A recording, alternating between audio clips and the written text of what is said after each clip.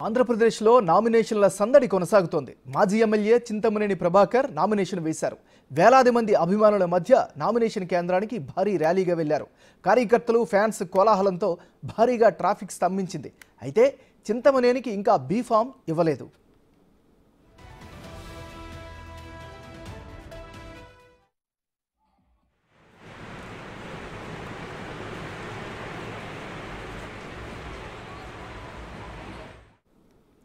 ఉండి కూటమి అభ్యర్థిగా రఘురామకృష్ణంరాజు నామినేషన్ దాఖలు చేశారు.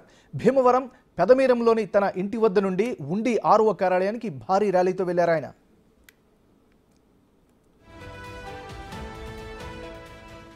వసంత కృష్ణప్రసాద్ నామినేషన్ కార్యక్రమంతో ఎన్టీఆర్ జిల్లా ఇబ్రహీంపట్నం రింగ్ సెంటర్ జనసంద్రంగా మారింది.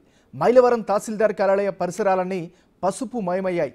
జనం పెద్ద ఎత్తున తరలి రావడంతో విజయవాడ హైదరాబాద్ హైవేపై రాకపోకలకు అంతరాయం ఏర్పడింది.